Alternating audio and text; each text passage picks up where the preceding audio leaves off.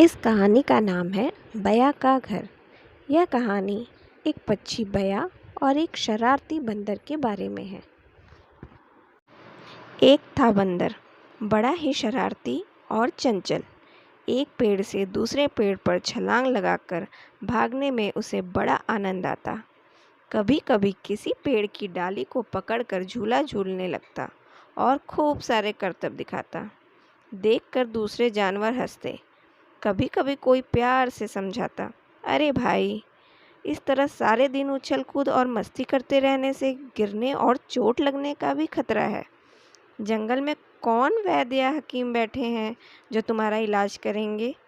सुनकर बंदर खी खी खी खी हंसता, फिर उसी तरह मस्ती से उछल कूद करने लगता। पेड़ों पर बार बार उछलने कूदने से उन पर बने हुए पक्षियों के घोंसले भी हिलने लगते। कभी कभी उनमें से किसी पक्षी का अंडा जमीन पर गिरकर टूट जाता या कोई नन्हा बच्चा गिरकर परेशान हो जाता। उसकी चींची से सारे पक्षी बाहर आ जाते। बंदर को समझाते, भाई, ऐसी शैतानियां ना करो जिनसे दूसरों को परेशानी हो। पर बंदर एक कान से सुनता और दूसरे कान से निकाल देता। दिन बीतते गए। धीरे धीरे मौसम बदला और बरसात आ गई। पर शरारती बंदर की आदतों में कोई फर्क नहीं पड़ा। वह और भी ज़्यादा बढ़ चढ़कर शैतानियाँ करने लगा।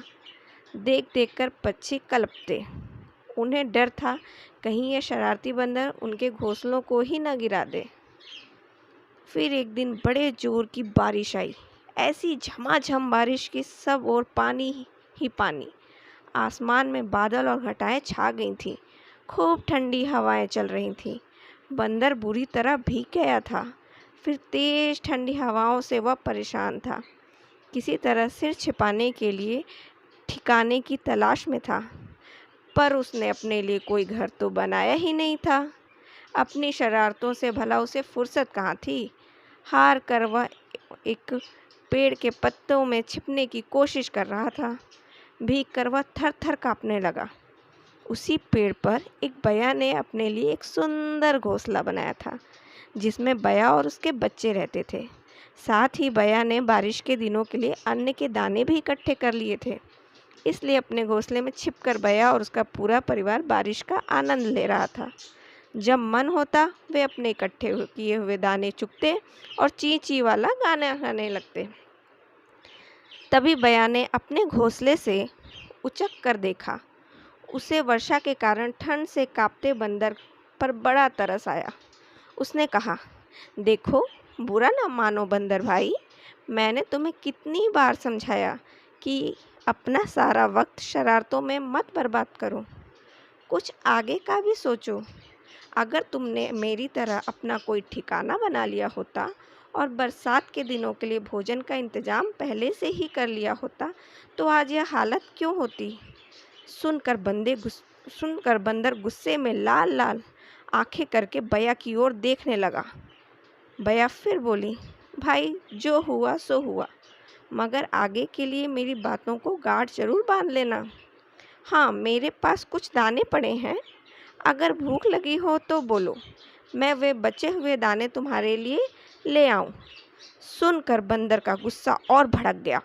गुस्से से लाल पीला होकर बंदर ने एक जोर की छलांग मारी। बया के घोंसलों को पकड़कर बुरी तरह झकझोर दिया। फिर बोला, लो, अब मज़ा चखो। बया का टूटा हुआ घोंसला अब जमीन पर पड़ा था और वह बुरी तरह विलाप कर रही थी। उसे दुख था कि उसने ऐसे ढीठ और शरारती बंदर को सीख देने की कोशिश क्यों की। धीरे धीरे पेड़ पर मौजूद चिड़ियों को भी यह पता चला। सब ने एक दूसरे से कहा, आगे से हम कभी इस शरारती बंदर को मुंह नहीं लगाएंगे। इसने कुछ सीखा तो नहीं, उल्टे ही बया का घर उजाड़ दिया। ऐसे उत्पाती से तो बचकर ही रहना चाहिए। बच्चों, हमें इससे क्या संदेश मिलता है? उत्पाती से हमेशा बचकर ही रहना अच्छा है।